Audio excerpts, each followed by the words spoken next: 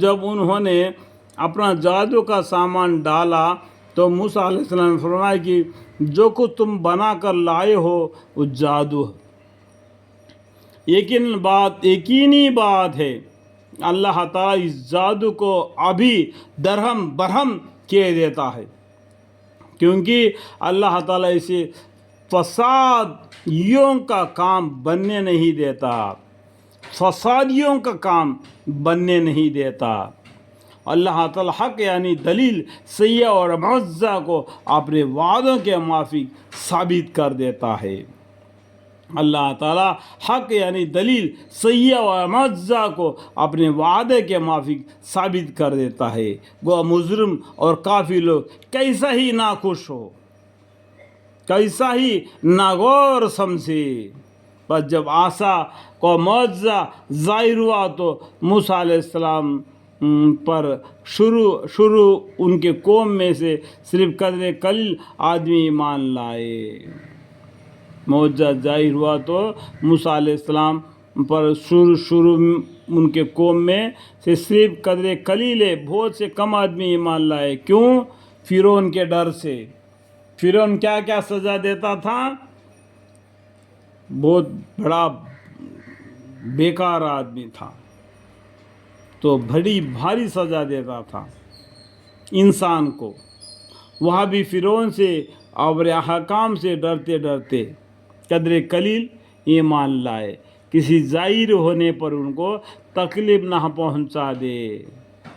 ظاہر ہوئے گا یہ مسلمان ہو گیا، یہ موسیٰ علیہ السلام کے ساتھ ساتھیوں میں سے مل گیا تو وہ ہم کو تکلیف دے گا، تو وہ نہ پہچانے۔ اس طریقے سے ڈر کے مارے چھپا کے علم لیا، ایمان لیا ہے۔ ان کی بیوی حضرت عائشہ رضی اللہ عنہ کے بارے میں بھی، آسیہ رضی اللہ عنہ کے بارے میں قرآن کریم میں فرمایا، واقعہ میں ڈرنا ان کا بیجا نہ تھا، کیونکہ فرعون اس ملک میں زور سلطنت رکھتا تھا، اور یہ بھی بات تھی کہ وہ حد انصاف سے باہر ہو جاتا تھا۔ اللہم اغفر لی۔ اور موسیٰ علیہ السلام نے فرمایا کہ اے میری قوم، اگر تم سچے دل سے اللہ پر ایمان رکھتے ہو تو سوچ بچاؤ اور مت کرو، بلکہ اسی پر توکل کرو، اسی پر اللہ پر توکل کرو۔ اگر تم اس کا اطاعت کرنے والے ہو، اللہ کی اطاعت کرنے والے ہو تو اللہ پر توکل کرو۔ وقال موسیٰ یا قوم ان کنتم آمنتم باللہ فعلیہ توکلوا ان کنتم مسلمین۔ انہوں نے جواب میں عرض کیا کہ ہم نے اللہ پر توکل کیا، اے ہمارے پروردگار ہم کو ان ظالم لوگوں کا تخت مشق نہ بنا، آمین، اور ہم کو اپنی رحمت کا صدقہ ان کافی لوگوں سے نجات دے، آمین آمین آمین۔ فقالوا علی اللہ توکلنا ربنا لا تجعلنا فتنة للقوم الظالمین ونجنا برحمتک من القوم الکافرین۔ اس طریقے سے اللہ کے سامنے وہ دعا استغفار کرے، ربنا لا تجعلنا فتنة للقوم الظالمین، ربنا لا تجعلنا فتنة للقوم الظالمین ونجنا برحمتک من القوم الکافرین۔ اور ہم نے موسیٰ علیہ السلام اور ان کے بھائی ہارون علیہ السلام کے پاس وہی بھیجی کہ تم دونوں آپ نے ان لوگوں کے لیے بدستور مصر میں گھر برقرار رکھو، نماز کے اوقات میں تم سب اپنے انہی گھروں کو نماز پڑھنے کا جگہ قرار دے لو، اور یہ ضروری ہے کہ نماز کی پابندی رہو۔ دیکھو، نماز کی پابندی رہو، نماز کی پابندی رہو۔ اور موسیٰ علیہ السلام آپ مسلمانوں کو بشارت دیتے تھے، اور یعنی اے موسیٰ علیہ السلام، اللہ تعالیٰ بولتے ہیں کہ اے موسیٰ علیہ السلام آپ مسلمانوں کو بشارت دے دیجئے۔ یہاں پر 5 نمبر فائدہ ہے کہ یہ مصیبت ختم ہو جائے گی، یہ بشارت دیجیے۔ اور موسیٰ علیہ السلام نے دعا میں عرض کیا کہ ہمارے رب ہم کو یہ یہ بات معلوم ہو گئی کہ آپ نے فرعون کو اور اس کے سرداروں کو سامان تجمل اور طرح طرح کے مال دنیا زندگی میں اے ہمارے رب اس واسطے دیے ہے کہ وہ آپ کے راہ سے لوگوں کو گمراہ کرے. اے ہمارے رب ان کے مالوں کو نیست و نابود کر دیجئے اور ان کے دلوں کو زیادہ سخت کر دیجئے جس سے ہلاکت کا مستقت ہو جاوے سو یہ ایمان نہ لانے پاوے یہاں تک کہ عذاب الہی کے مستحق ہو کر اس کو دیکھ لے. اس طریقے سے اللہ تعالیٰ سے موسیٰ علیہ السلام نے بد دعا مانگی اور ان کے لیے حق تعالیٰ نے فرمائے کہ تم دونوں کی دعا قبول کر لی گئی ہے سو تم اپنے منصبی کام یعنی تبلیغ پر مستقام رہو اور ان لوگوں کا راہ نہ چلنا جن کو علم نہیں ہے.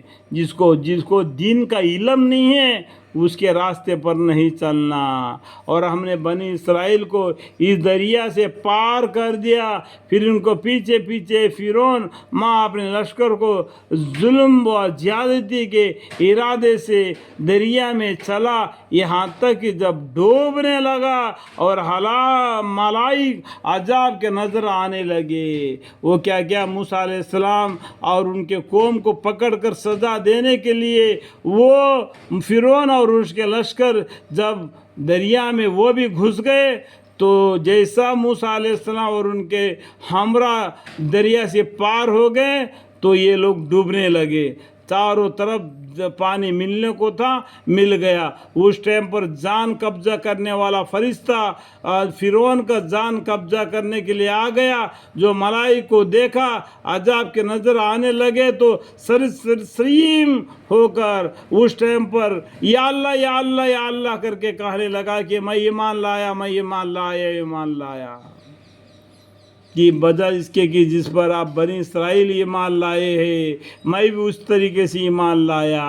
کوئی معبود نہیں اور میں مسلمانوں میں داخل ہوتا ہوں. اس طریقے سے مرتے وقت چلا کر فرعون کہنے لگا. جواب دیا گیا کہ کیا ابھی تم ایمان لاتا ہے؟ آج تو کیا ابھی ایمان لاتا ہے؟ جو کرنا تو کر گزرا. جب مرنے لگا جب موت کا فرشتہ ملائکہ نظر آ گئے اس ٹائم پر بولتا ہے کہ میں ایمان لایا میں ایمان لایا. کیا ابھی ایمان لاتا ہے؟ اور معاذ عذاب سے پہلے سرکشی کرتا رہا. یہ عذاب آنے سے پہلے یہ دریائے نیل میں ڈوبنے سے پہلے سرکشی اور کفر کی باتیں کرتا تھا. سر اٹھا کر موسیٰ علیہ السلام کو اور اللہ کی کتابوں کو اللہ سے گستاخی کی باتیں کرتا تھا.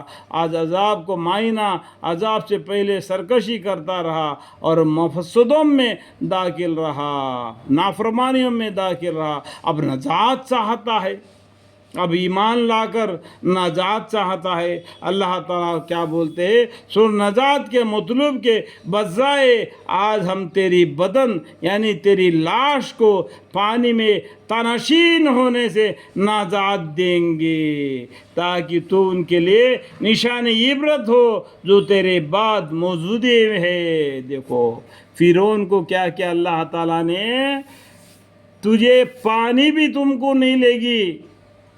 تم کو موت تو ضرور آئے گی لیکن تم پانی میں نہیں رہے گا تو نہیں تو پانی میں سڑے گا نہ تم پانی میں گلے گا. اور زمین کو بھی تم کو نہیں لے گی. زمین بھی تم کو باہر پھینک دے گی اور قیامت تک کے لیے تمہارے لاش ایسا ہی کھلا رہے گا. سڑنے سے گلنے سے اللہ تعالیٰ محفوظ فرما دیں گے اور آنے والے زمانہ تمہیں دیکھ کے عبرت حاصل کرے. یہ دیکھو اللہ کی نافرمانی کرنے والا بندہ یہ حالت کا کیا حالت ہے. آپ تم بھی نافرمانی کرو گے تو تمہارا بھی کیا حال ہوگا. اس سے وہ بولتے ہیں عبرت حاصل کرنے کے لیے اللہ تعالیٰ نے گزرے ہوئے قصوں کو کہانیاں بنا کر قرآن کے ذریعہ ہمیں بتلا دیتے ہیں تاکہ تم سمجھو.